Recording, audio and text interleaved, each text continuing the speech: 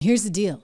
JD wants her and Minette and Fry and the rest of the Democrat politicians that allowed for this to happen to start looking at reparations for real. Watch. You now have the leaders there now saying that they want reparations from ICE. So Jacob Fry and Tim Walz believe that they should be paid money. They say that the federal government must pay for what they broke. Now, all of a sudden, they care about money. Apparently, they didn't care about it with the fraud. Yep. What is your response to that? Well, my response is on behalf of the American people, would like reparations from them for allowing Somali fraudsters to steal billions of dollars from the American taxpayer that live in Minnesota. They've done nothing to cut down on that fraud. I think it's absurd for people to say, we want reparations. Reparations for what? Because we enforced the law that the American people elected us to do? Because we took people who were setting up fraudulent daycare centers and tried to get them out of this country? Because we took criminals out of neighborhoods and either put them in prison or sent them far away from the United States of America? We're doing the job the American people elected us to do. No one is talking about anything other than enforce the law against criminal illegal aliens in the United States of America. It's really not that hard. And it's a huge indictment of Jacob Fry and, frankly, the entire far left, that they made that their cause of the day, letting violent offenders stay on the streets of America. The president's just not going to go for that. No, he's not. John, I appreciate your generosity. He's trying to encourage everybody else to tip. Listen, I love that so many of you are members here on the channel, and I appreciate that from all of you. And you know what? I got to tell you, I do this because I love it. I do. I mean, granted, I'm fortunate that, yes, I can make a living at this, but I am very committed to the success of our nation. And frankly, I consider our nation to be in a very, very fragile spot right now.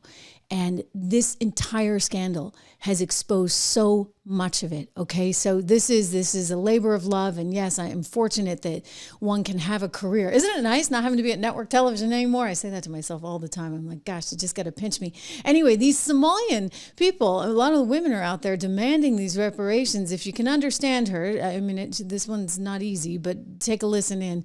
And she's saying that, hey, we should be paid because of what we've been through with ICE. We have suffering sons starting for ICE. We wanna, whoever bring over here, we wanna they pay. Only that's what I'm saying. And I'm asking our governor and our state. We are taxpayer. We need pay back whatever they committed ICE. Thank you very much. We need payback. We need payback, because ICE was so awful. And then she gets a big round of applause. Here's another one. It's just about 4 seconds here, saying that they need reparations themselves. Watch. We also demand an immediate help to evictions so families are not pushed to homelessness during the crisis. Our community deserves accountability.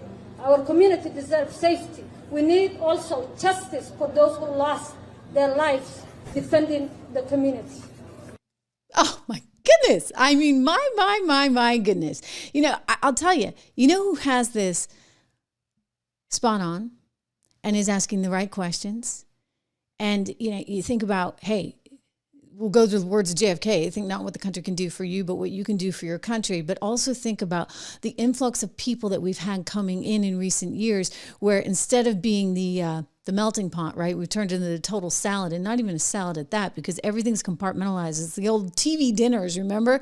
As a kid, we'd occasionally get, it was a real treat, a TV dinner, and everything was like separated, and that's what they have done. They have stayed within their own communities, and within those communities actually taken advantage of the rest of the country, and this is not okay. I want to go to Senator Tuberville, who's making this point that it's got to stop.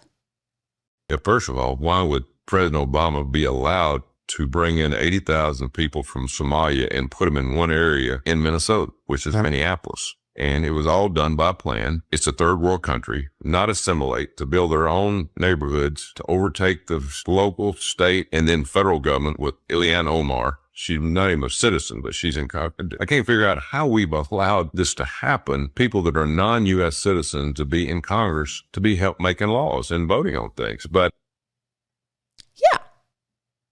I mean, so he's making this suggestion, as you can see here on the screen, that maybe this was Obama's fault. He was very deliberately importing people from this part of the country in order to help take over the local government. I will say this.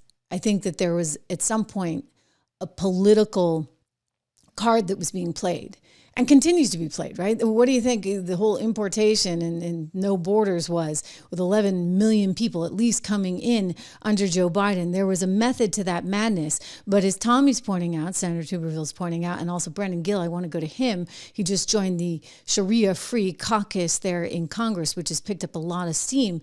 You know, you got to be thoughtful about who you're bringing into the country because we don't want to turn into Europe. Did you see the video the other day in Times Square in New York, somewhere where it was, where everybody was praying and they had this like mass prayer and everybody's like, wait a second, like we feel like we're being taken over and our culture is being suppressed all in the name of trying to make everybody else seem so happy. Like, what is that about? Oh, we got a great culture. Hey, just ask Team USA that won hockey gold, right? They're going to the State of the Union tomorrow night. We're going to get to that story. But first, here's Brandon.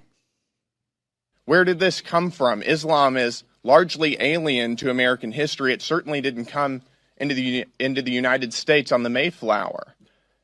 It's something that we deliberately imported as a matter of immigration policy into our country. And it's going to destroy us just like it's destroying Europe right now.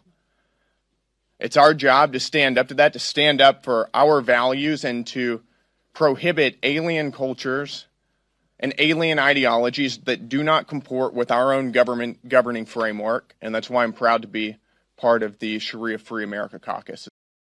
Wow. Right. He's, by the way, just a really smart and great guy. Son-in-law of Dinesh D'Souza, my friend Dinesh. He's married to a wonderful woman, Dinesh's daughter, Danielle. Anyway, Brendan Gill and others really taking this on and saying, look, we gotta get hold of this before it takes a hold of us or just robs us blind. I mean, giving new meaning to the Somalian pirate thing, right? Woo. Okay. Speaking of which, if you want to make money the old-fashioned way, I want you to. I want you to make money the old-fashioned, the honest way, okay? Make good investments, sound investments over time. We're going to talk about what's happening with Iran. It caused the market to be a little bit nervous today. You know, you saw people pulling back from tech. You saw people pulling back from everything, basically, except for gold. We have done extremely well over at 76 Research. I'm very proud of our portfolios. We have 3 of them I encourage you to look at. In fact, one of you guys in the chat the other day was talking about the basic income builder, which has just been soaring. Of course, there's a lot of gold in that, as well as other commodities. I really do encourage you to take a look at that. You can use my code word $, DOLLAR, and get the 76 report for $1 a month, or for the first 2 months, and it goes to $9.95 thereafter. I do encourage you to look at the portfolios at 76 Research, which just have a lot of really good ideas for you to be investing in for the long haul, because I still am a big believer in all of this, even despite what we saw with the Supreme Court and tariffs on Friday, which we will get to. I still feel very strongly that this economy is heading in the right direction. Heck, the president says we're going to see 100,000 on the Dow. Wouldn't he love it? We already topped 50, right?